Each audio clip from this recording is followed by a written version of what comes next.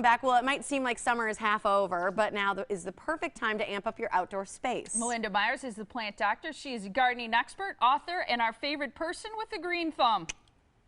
How about Good that? to see you. Hey, You like thanks. that? I do. Wow, there's a lot of pressure. Do you hear what we said about bees? Because Sunday is National Don't Step on a Bee Day, but there's this real underpopulation of bees, and we kind of have to be concerned. We don't need wanna them for kill these. anymore. We need the Exactly. flowers. And actually, I did a Melinda's Garden Moment tip on that a few years ago for that very reason, and you're so right. I have a beehive now at my home and a mason bee house because the natives do a lot of good things. A mason bee house. And they're low Which ones maintenance do and easy. the mason bees pollinate? They pollinate a variety. Our native bees do a better job than the honeybees, but Yeah. we need them all. Okay. So we want to take care of them. And one of the reasons I love working with American Transmission Company, who's sponsoring for the garden walk tomorrow, is they're about planting under high tension lines, low growing plants that are good for pollinators. A lot of natives. You know, no conflict with utilities because we do need the power, but things that are going to help our pollinators and things that are beautiful. And so that's one thing we can work on, whether you have utility lines in your backyard or not, is putting things in for you to enjoy as well as the pollinators. I like the fact that it's not too late to kind of spruce up your outdoor space, you know? So how do you add a little sparkle? How do you do that to your outdoor space? First of all, I brought a container, I have to admit it's mine, that you know, needs a little bit of work. It sits inside this old scooter I have, so that's why the pot. Yeah, because a lot of things are starting to die or get kind of wilted with all the heat and humidity. Exactly. This is Jolt dianthus, very heat tolerant, but it needs... look how much you cut off. I know. Whoa. So you know what? I'm so nervous to do that. I See, would never I just cut that usually much. deadhead them. I don't. You can, but this is getting a little leggy and out of control, so I could have gone just right there, like you suggest, okay? But these are getting a little out of control for me, so, you know, right back to the good, healthy leaf, okay? So you went otherwise all the way down underneath because where I want all to those flowers stimulate were. some good growth at the base. So right, I'm going to, you know, deadheading your faded flowers, and if you do that all along, plants are going to look good. This alyssum has been struggling, so I'm going to just clip it. Often with the heat, alyssum sometimes will kind of phase out, so I'm going to be pretty brutal and just clip.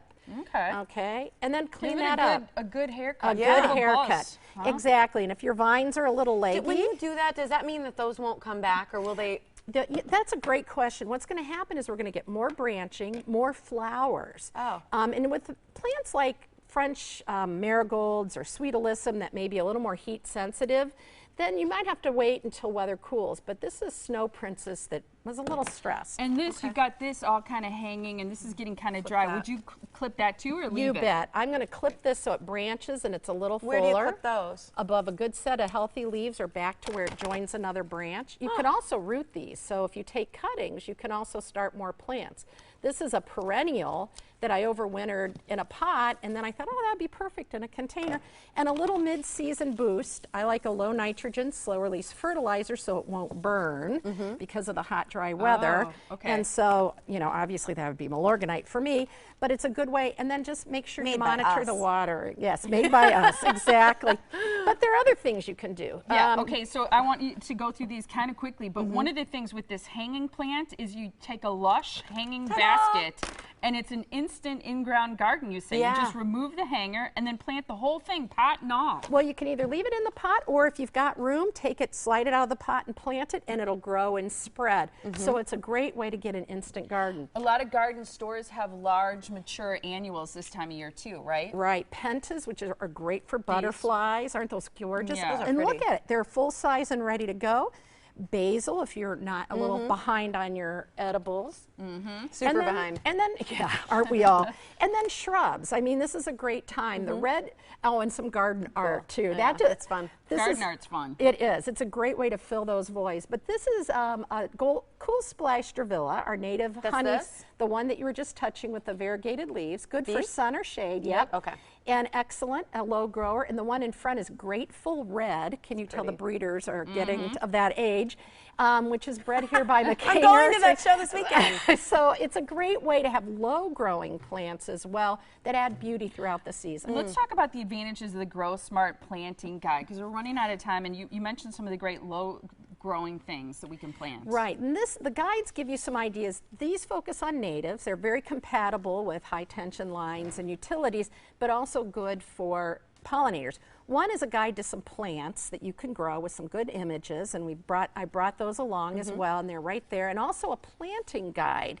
And I'll be giving those away tomorrow at the Wauwatosa Garden Tour. Okay, and you're there from 10 to 1. Right, and the tour goes till 4. And then I'll also be giving away bergamot seeds, Monarda, and this is a cultivated variety of Monarda, great for bees and hummingbirds and butterflies. So I love hummingbirds. Did you know they're the only bird that can fly backwards?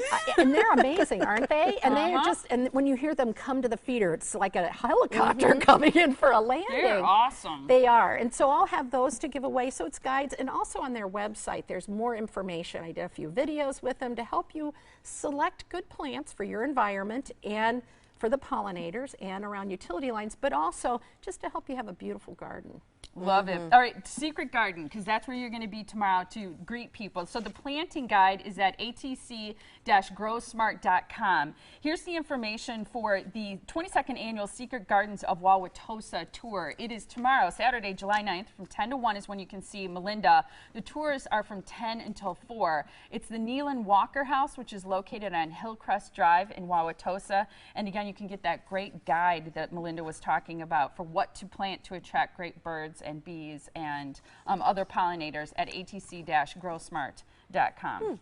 Cool. Always Thanks, great Melinda. to see you. Good to see you, Melinda. too. Thank you, and don't step on those bees. No. Good advice. Especially on Sunday.